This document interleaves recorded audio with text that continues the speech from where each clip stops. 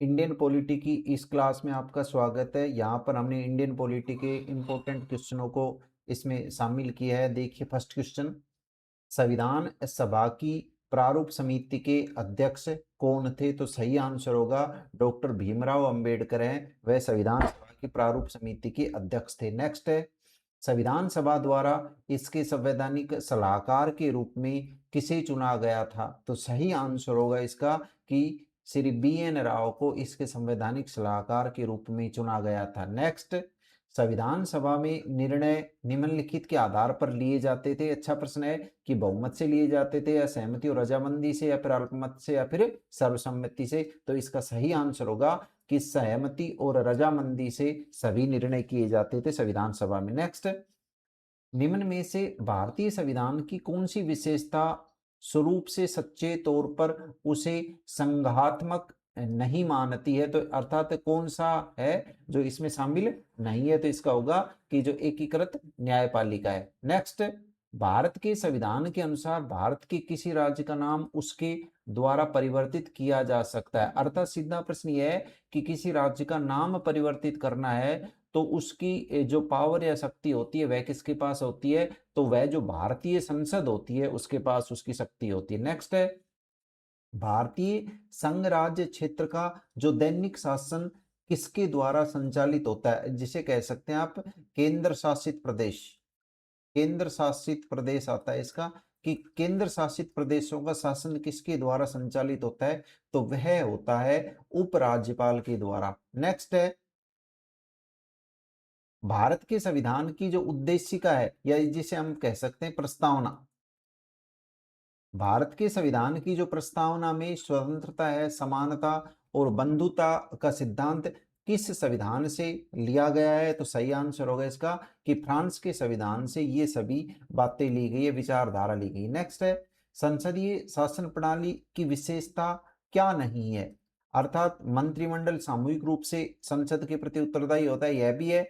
वास्तविक कार्यपालिका एक बहुल निकाय होता है, यह भी सही है। संसद की सर्वोच्चता, यह भी सही है। और द्वैध कार्यपालिका है, यह संसदीय शासन प्रणाली की विशेषता नहीं होता है। तो यह इसका सही आंसर है। नेक्स्ट है, विधि शासन का अर्थ क्या है? नीचे जो दिया गया उसके अनुसार कौन सा इसमें सही है? तो यह है कि निरंकुश शक्ति की अनुपस्थिति या न्यायपालिक सर्वोच्चता, इसमें संविधान की परम सर्वोच्चता जिसमें होती है वह विधि का शासन कहलाता है। नेक्स्ट है, भारतीय संविधान की जो प्रस्तावना या जिसे उद्देशिका कहते हैं किस वाक्यांश से शुरू होती है? प्रभु के नाम से, भारत एक प्रभुत्व संपन्न समाजवादी राष्ट्र है, भारत के सभी नागरिक से, हम भारत के लोग। तो सही आंसर होगा कि हम भारत के लोग, भारत को, ऐसे भारतीय जो संविधान की प्रस्तावना शुरू होती है। नेक्स्ट है, भारतीय संविधान है उसकी आत्मा किसे कहा गया है?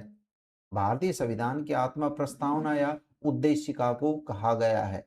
याद कर लेना इसको, बार बार ये प्रश्न ऐसा पूछा जाता है। नेक्स्ट है, व्यक्तिगत स्वतंत्रता के खिलाफ अवैध निरोध या रोकने के विरुद्ध निम्नलिखित में से कौन सी जो रिट है वह जारी की जाती है? तो इसका सही आंसर होगा बंदी प्रत्यक्षीकरण। नेक्स्ट है, भारतीय संविधान के किस भाग में पंचायती राज की अवधारणा निहित है? अर्थात इसमें जो प्रस्तावना में मौलिक अधिकार में किसमें? तो वह आपके जो राज्य के जो नीति निर्देशक तत्व वहां पर ये उल्लेखित किया गया है। नेक्स्ट है, भारतीय संविधान का अनुच्छेद जो 40 है वह किससे संबंधित है, किसकी व्यवस्था करता है? तो भारतीय संविधान का जो अनुच्छेद 40 है वह ग्राम पंचायतों के गठन की व्यवस्था करता है। नेक्स्ट है, संविधान के किस अनुच्छेद में गोवध निषेध राज्य के नीति निर्देशक तत्व के रूप में वर्णित है? अर्थात राज्य को निर्देश दिए गए हैं कि वह गोवध को किसी ना किसी तरीके से रोके। तो उसके लिए जो इसका सही आंसर होगा वह होगा आपके 2 नंबर के अनुच्छेद 48 है उसमें ऐसा उल्लेख किया गया। नेक्स्ट, इस संशोधन द्वारा संविधान में मौलिक कर्तव्यों को सम्मिलित किया गया। ध्यान रखना, मौलिक कर्तव्य मूल संविधान में नहीं थे, इनको बाद में संशोधन के द्वारा जोड़ा गया है और वह 42वां जो संशोधन हुआ था उसमें इसको जोड़ा गया था। नेक्स्ट, संविधान में मूल कर्तव्यों को किस समिति की सिफारिश पर शामिल किया गया? जो 42वां संविधान संशोधन अभी इससे पहले हमने बताया था उसमें सिफारिश किसकी थी? तो उसमें सिफारिश थी जो स्वर्ण सिंह समिति है उसकी सिफारिश थी। नेक्स्ट, निम्न में से कौन सा जो मूल कर्तव्यों में उल्लेखित नहीं है? तो यह वैज्ञानिक दृष्टिकोण भी है, मानववाद भी है, ज्ञानार्जन एवं सुधार की भावना भी है और इसमें शामिल नहीं है। तो यह होगा आध्यात्मिक उन्नयन है, वह मौलिक कर्तव्यों में शामिल नहीं किया गया है। नेक्स्ट, भारत के संविधान में वैज्ञानिक दृष्टिकोण का विकास किसका अंग है? तो सही आंसर होगा आपके 3 नंबर कि नागरिकों के जो मूल कर्तव्यों में ऐसा उल्लेख किया गया। नेक्स्ट, भारत में राष्ट्रपति के निर्वाचन के लिए कौन सी पद्धति अपनाई गई है? तो उसके लिए अपनाई गई है अप्रत्यक्ष निर्वाचन पद्धति या एकल संक्रमणीय पद्धति। एकल संक्रमणीय जो पद्धति है, पद्धति को अपनाया गया। नेक्स्ट है, राष्ट्रपति 5 वर्ष तक अपने पद पर रहता है, अर्थात अपने निर्वाचन की तारीख से या संसद द्वारा निर्धारित किया जाता है, या फिर जिस दिन उसने पद ग्रहण किया उस दिन से, या फिर निर्वाचन आयोग द्वारा घोषित तिथि। ध्यान रखना, जिस दिन राष्ट्रपति अपने पद पर कार्यभार ग्रहण करता है उसी तारीख से और अगले 5 वर्ष तक वह अपने पद पर बना रहेगा। नेक्स्ट है, भारत का जो राष्ट्रपति है अपना त्याग पत्र किसे प्रस्तुत करता है? तो सही आंसर होगा कि वह उपराष्ट्रपति को अपना त्याग पत्र देता है। और ध्यान रखना, जो उपराष्ट्रपति है वह अपना त्याग पत्र राष्ट्रपति को देगा। नेक्स्ट, संविधान के अनुसार भारत के उपराष्ट्रपति को किसके द्वारा अपने पद से हटाया जा सकता है? तो यह जो शक्ति होती है यह होती है राज्यसभा के पास। नेक्स्ट है, उपराष्ट्रपति अपने मत का प्रयोग कब करता है? अर्थात प्रत्येक परिस्थिति में मतों के बराबर रहने पर या उसकी इच्छा पर निर्भर करता है। तो ध्यान रखना, मतों के बराबर रहने की स्थिति पर उपराष्ट्रपति अपने मत का प्रयोग करता है। नेक्स्ट, राष्ट्रपति भारत में किस अनुच्छेद के तहत वित्तीय आपातकाल घोषित कर सकता है? तो यह अनुच्छेद 360 में ऐसा उल्लेख किया गया है। नेक्स्ट, भारत की राजनीतिक व्यवस्था में देश का सर्वोच्च नेता, शासक एवं केंद्र बिंदु कौन होता है? तो वह होता है भारत में प्रधानमंत्री होता है। नेक्स्ट, प्रधानमंत्री की स्थिति भारतीय संविधान में कैसी है या वास्तव में कैसी है? तो वह भारत में प्रधानमंत्री की स्थिति शासन प्रमुख की है। राष्ट्र प्रमुख की जहां तक बात आती है तो राष्ट्र प्रमुख भारत में राष्ट्रपति को माना गया है। नेक्स्ट, मंत्रिमंडल किससे गठित होता है? तो मंत्रिमंडल में जहां तक की बात आती है मंत्रिपरिषद सिर्फ कैबिनेट मंत्री, कैबिनेट मंत्री, राज्य मंत्री, सभी। ध्यान रखना, सिर्फ कैबिनेट मंत्री। इसमें बहुत ज्यादा बच्चे कंफ्यूज हो जाते हैं कि मंत्रिपरिषद और मंत्रिमंडल में अंतर क्या है।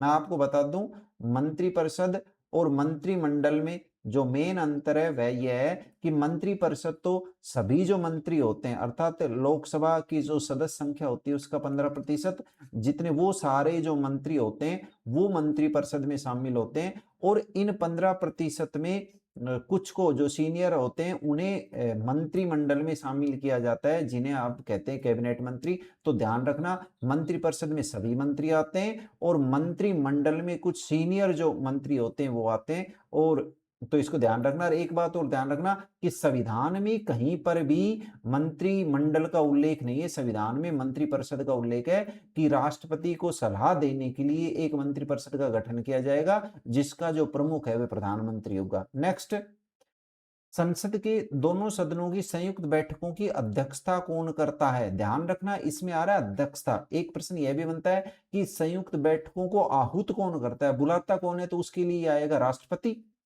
कि संसद के जो दोनों सदन है उनकी बैठकों को आहूत कौन करता है? तो आहूत करने की बात आती है तब राष्ट्रपति आती है। और आहूत करने या बुलाने के बाद उनकी जो अध्यक्षता है वह कौन करता है? तो वह करता है लोकसभा का जो अध्यक्ष होता है, जिसे हम स्पीकर भी कहते हैं, वह इनकी अध्यक्षता करता है। नेक्स्ट, लोकसभा एवं राज्यसभा की बैठकों को किसके द्वारा आहूत या बुलाया जाता है? इससे पहले अभी मैंने बता दिया था, तो वही प्रश्न ये है कि किसके द्वारा बुलाया जाता है? राष्ट्रपति के द्वारा उसको बुलाया जाता है और जो उसकी अध्यक्षता है वह लोकसभा अध्यक्ष के द्वारा की जाती है।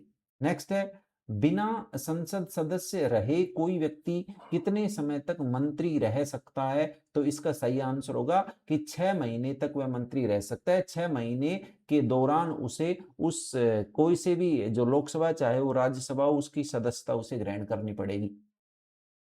संसद में लोक लेखा समिति के कुल सदस्यों की संख्या कितनी होती है? तो संसद में उसकी सदस्यों की संख्या होती है आपके टोटल 22। नेक्स्ट, कौन सी समिति को प्राक्कलन समिति की जुड़वा बहन कहा जाता है? तो वह कहा जाता है, लोक लेखा समिति को प्राक्कलन समिति की जुड़वा बहन कहा जाता है। नेक्स्ट है कि संसद में प्रश्नकाल के पश्चात जो प्रश्न पूछे जाते हैं उन्हें क्या कहा जाता है? तो जो सही आंसर होगा वह होगा इसका कि उन्हें तारांकित प्रश्न कहा जाता है। तारांकित प्रश्न, अतारांकित प्रश्न, पहले भी एक वीडियो में हमने बताया था कि ये प्रश्न 3 प्रकार के होते हैं। तारांकित प्रश्न, यह प्रश्न भी कई बार पूछ लिया जाता है, तारांकित प्रश्न और अतारांकित प्रश्न, और एक होता है अल्प सूचना प्रश्न। ये तीनों इसको तैयार कर लेना, कोई से इसे पूछ सकता है। प्रश्न 3 प्रकार के होते हैं। नेक्स्ट है, भारत में जो कर लगाने की अवशिष्ट शक्ति है या कर को आरोपित करने की जो पावर होती है, भारत में किसके पास होती है? तो भारत में संसद के पास होती है। ये जिसे तुम कह सकते हो विधायिका के पास होती है। इसे ये भी कह सकते हो, अलग अलग प्रश्न भी पूछ सकता है कि विधायिका के पास ये पावर होती है। नेक्स्ट है, राज्यसभा में अधिकतम सदस्यों की संख्या कितनी हो सकती है?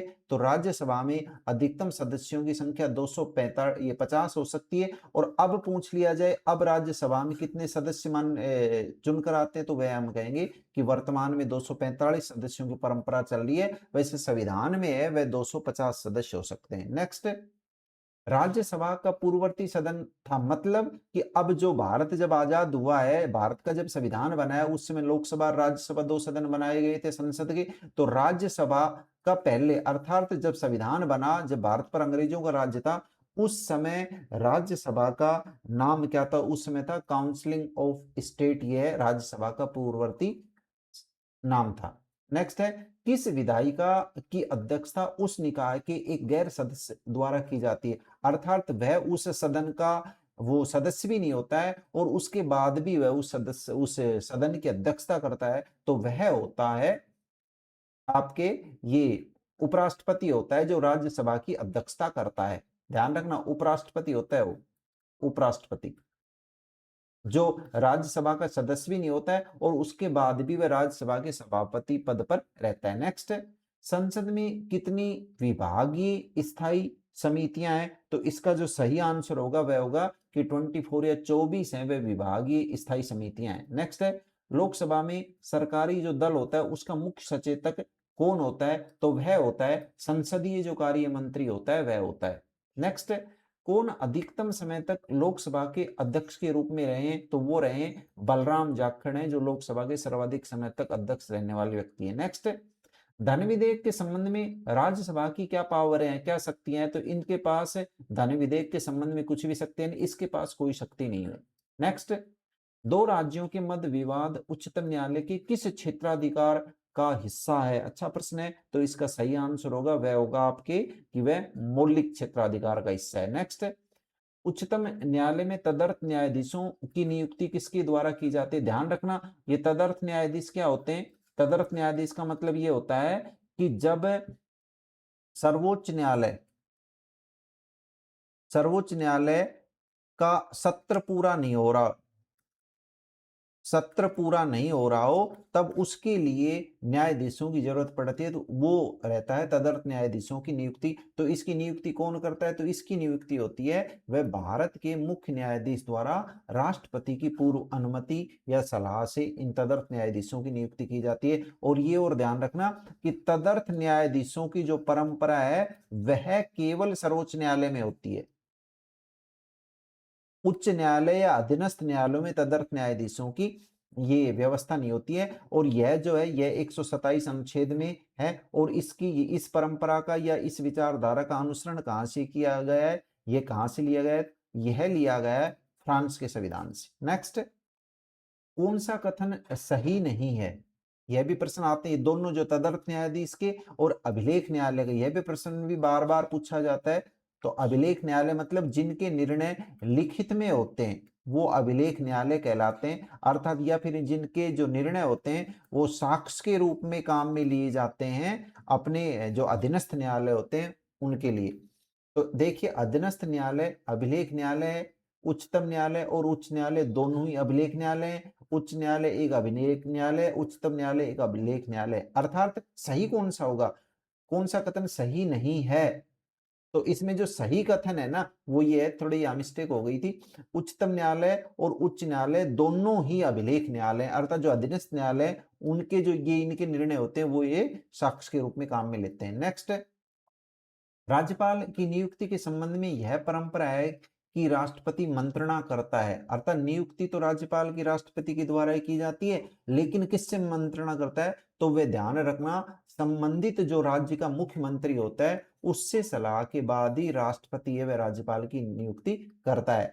नेक्स्ट, राज्यपाल के वेतन एवं भत्ते किस पर भारित होते हैं, अर्थात राज्यपाल के वेतन और भत्ते किसके द्वारा दिए जाते हैं? वह दिए जाते हैं राज्य की जो संचित निधि हो उसके द्वारा दिए जाते हैं। नेक्स्ट है, राज्यपाल को पद एवं गोपनीयता की शपथ कौन दिलाता है? तो वह दिलाता है जिस राज्य का वह राज्यपाल है उस न्यायालय का जो उच्च न्यायालय का जो मुख्य न्यायाधीश है वह उसे पद और गोपनीयता की शपथ दिलाता है। नेक्स्ट, राज्यपाल की अनुपस्थिति में उसके दायित्वों का निर्वहन कौन करता है? अर्थात किसी अपरिहार्य कारणों से पद रिक्त हो जाता है तब उसकी जो दायित्व है उनका निर्वहन संपूर्ण उच्च न्यायालय का जो न्यायाधीश होता है वह करता है। नेक्स्ट, राज्य सरकार को कानूनी मामलों में सलाह देने के लिए कौन ऑथराइज या अधिकृत होता है? तो वह होता है महाधिवक्ता होता है, वह ऑथराइज होता है।